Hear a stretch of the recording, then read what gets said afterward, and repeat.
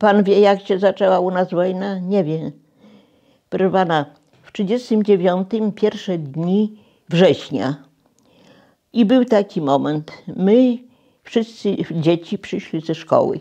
I no, obiad tego, kopanie ziemniaków, piękna jesień, sad, drzewa owocowe, było dużo jabłek, dużo tego, tak było pięknie, tak jakoś wesoło, bo to była taka piękna jesień.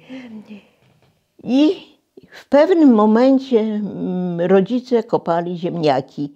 My też pomagali, dzieci.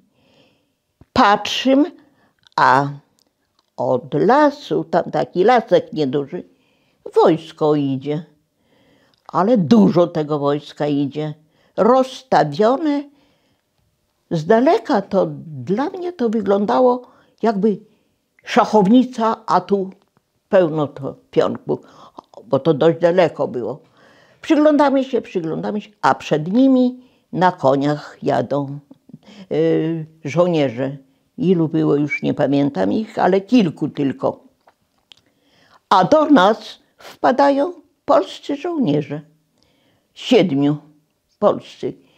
Wpadli, poprosili jeść. Mama wyniosła mleko, chleb, oni jedzą, a jeden za lornetkę i tak na pagórek pobiegł, popatrzył, biegiem biegnie na podwórko, biegnie. Chłopcy, do nich krzyczy, nam tu nie miejsce, rzucajcie.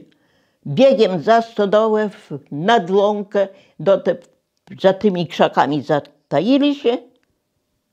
Jak ci wojskowi na koniach podjechali, to jak zasieli karabinem, z karabinu zabili jednego. Jak ten krzyczał okropnie. Dla mnie to był nieludzki głos, okropny głos. Młody człowiek padł z konia i kompan. Zabili jego. No i zaczęło się. Zaraz okrążyli właśnie już żołnierze. Niemcy zaokrążyli wieś, wszystkich mężczyzn i takich nastolatków, chłopców żegnali do stodoły. No i dochodzenie, że to cywile zabili tego Niemca. Że nie, cywile. Dochodzenie. Nasz ojciec trochę tam tych niemieckich parę słów z tej okupacji znał. Zaczął tłumaczyć, tego, że tu nie ma, nikt nie ma broni, nie ma tego. Na domiar złego zostawili jeszcze, uciekając, granaty. Padły tam, te broń taka. Ale trzymali wszystkich. Całą noc trzymali ludzi w stodole. Baliśmy się, że oni podpalą tą stodolę.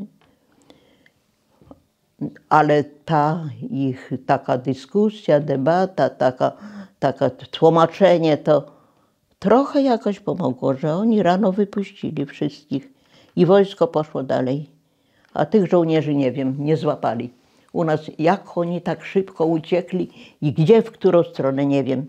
Tylko od nas, z naszej łąki gdzieś uciekli, ale wtedy to bardzo baliśmy się, że ludzi wybiją. I właśnie wtedy jeden z żołnierzy przyszedł do nas do domu, z tych już jak wieś była otoczona, i poprosił mamę, żeby dał jemu wody gotowanej tego. Mama garnek zagotowała wody. Nogi miał pokaleczone, otarte, więc te nogi sobie opatrzył. I ten Niemiec trochę taką polszczyzną łamaną opowiedział, że mówi tutaj może mówi, tydzień za 2 przyjdą Sowieci. Tu.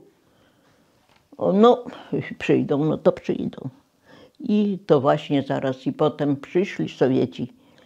I tutaj wtedy to była taka pierwsza potyczka, gdzie padły przeważnie takie wybuchy, co to się nazywało, jakieś te, przed wojskiem. To ja nie wiem, jak to się, Danku, nazywa, że rozrywają się te odłamki naokoło. No, taka broń. Wybuchy, eksplozje. Eksplozja, Wybuchy. no taka, no. Jakieś tam granaty, co tam oni rzucali, a to już Sowieci. I to się zaczynało. I wtedy Niemcy odeszli. Odeszli wtedy Niemcy.